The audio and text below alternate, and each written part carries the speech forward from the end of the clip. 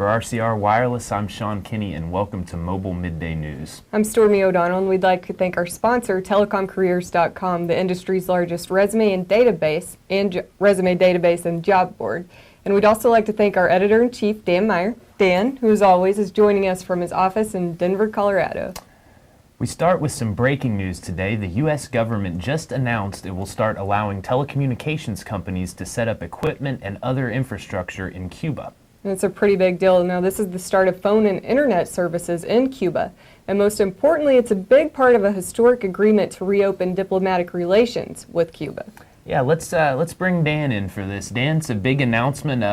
Do you think this will cause some excitement in the U.S. telecom industry?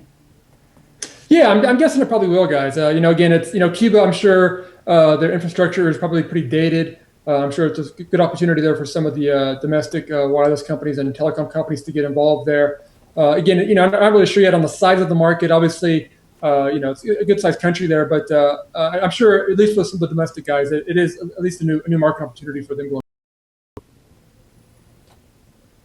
And we'll keep following that story. I mean, it's just developing right now. So we'll see what happens. And now to some big consumer device news, or rumors, should we say. Business Insider is reporting that rumors being circulated that Samsung will unveil its new Galaxy S6 smartphone at the CES show next month in Vegas are wrong. Now, earlier this week, everyone started reporting these rumors after a Korean analyst released a report detailing speculation. Now, the report not only claimed that the S6 would be revealed, but also a premium version of the phone. Now, Business Insider is reporting that Samsung is unveiling appliances, TVs, and Internet of Things tech at CES and saving the Galaxy announcement for later in the year, possibly at Mobile World Congress. Now, let's bring in Dan again. Dan, what do you think? Announcement coming, or is Samsung going to wait? Is Samsung going to wait? Go ahead, Dan. Yeah, I think for the CES show, I mean, obviously, CES has become a pretty big event for the wireless industry over the past few years. It's been kind of quiet leading up to it so far. I would be surprised if there's any huge announcements, though. I think over the past year or so, it seems like a lot of the bigger mobile companies like Samsung and Apple have kind of used their own events to kind of announce their big devices. So, I would be surprised if Samsung did announce the S6 at CES. But again, they could. I mean, I think CES is going to be probably more of a platform for some of the smaller handset makers, perhaps like Lenovo, who just acquired Motorola, ZTE, maybe even Huawei, to announce some devices. But again, it is possible they could come out with something there. But I think in general, CES has become a little bit more for the smaller guys. And also CES has definitely become more of a platform for some of the more wireless connected devices, for the new wearables, things like that. I think we'll see a lot more of that at CES this year than I think of big smartphone announcements. But again, I could be wrong on that too. But I just think it's going to be a different kind of show than the traditional smartphone launching platform. We'll see what happens. If you're a betting man, what would you say? Well, it's kind of hard to tell. CES is such a big show. You wonder maybe if an announcement would get lost in the sort of media cycle and hard to really capitalize on it. But RCR's packing up and taking Global Joe and Mobile Midday out to the show in Vegas. I think we start January 6th, so we'll see who's right. I hope Steve Kovac, Business Insider tech reporter, is listening, because we're going to find out whether that story's right or not. We'll follow it for you. And Stormy, we report a lot on data security and online privacy.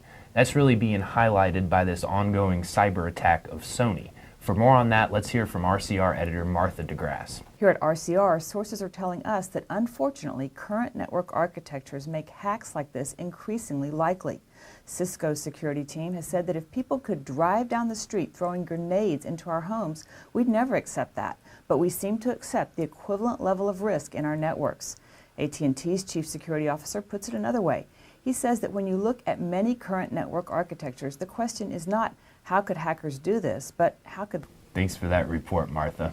Now, Dan, you've got a story coming out on rcrwireless.com today that digs into this 9-figure fine the FCC has levied against Sprint. Tell us what's going on.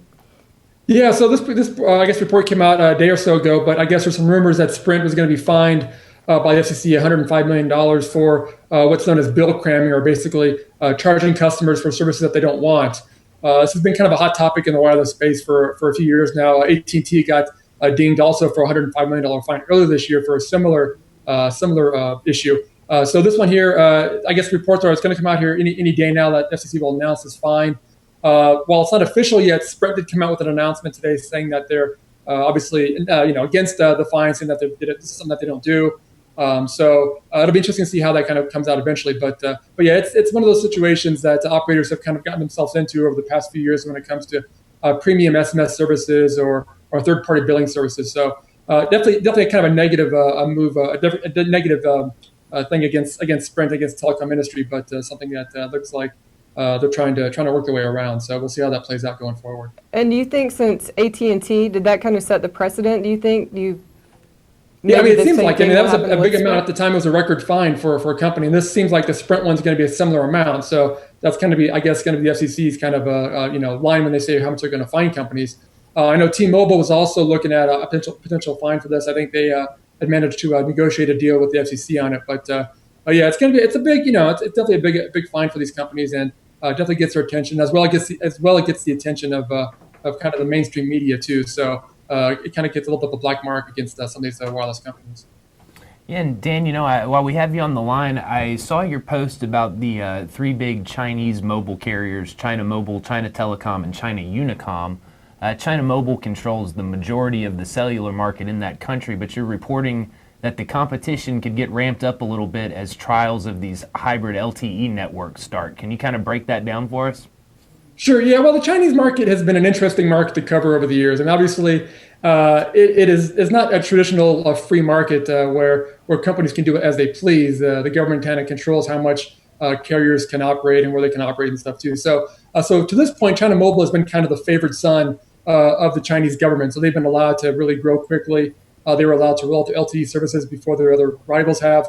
But more recently here, the government has allowed China Telecom and China Unicom, who are the number 2 and 3 companies, to kind of expand their LTE services into more markets. And so the thought there is that this will, obviously bring LTE services to more customers, but also maybe bring some more competition to the market. Again, like you said, China Mobile has dominated the market there. They have nearly 800 million customers.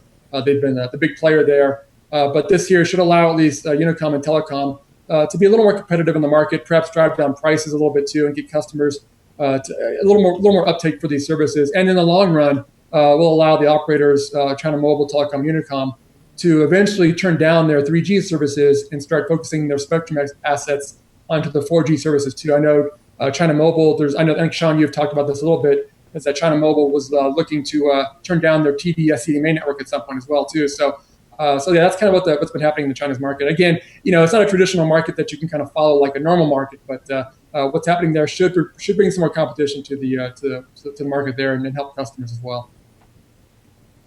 And thanks for that. Now to a subject that's always hot, IoT and connected devices. Now, with the way innovation is rolling out, there's a good chance that your microwave may be emailing you in just a few years. Hopefully.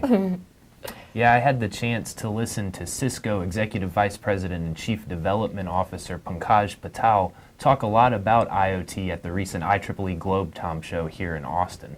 But what Internet of Everything is really doing, as you saw in the video, it's really bringing the connection between the people and the process, things and data together, and giving us an ability to derive the value from those network connections, that we can really turn them into the differentiated experiences and new capabilities. And the new capabilities can really transform the economies for the governments, for businesses, and individuals. So there are a lot of exciting things ahead of us as we move forward. And good stuff there. Sean actually wrote a report about that presentation. You can check that out on our website. And Strategy Analytics just released a report highlighting innovation trends for 2015. Of course, connected devices are a major part of that, and specifically connected cars. Now, if you haven't had a chance to watch this video yet, go to our YouTube page and search connected cars. It's an inside look at AT&T and GM's new technology with the connected cars. Now, in the new year, some GM models will come automatically equipped with this technology, and you can also check out the rest of those trends at rcrwireless.com. And that'll do it for today. And Dan, maybe you'll close the show for us today? Sure, I'll give it a try again. Well, again, thanks everyone for joining us today for the Mobile Midday News.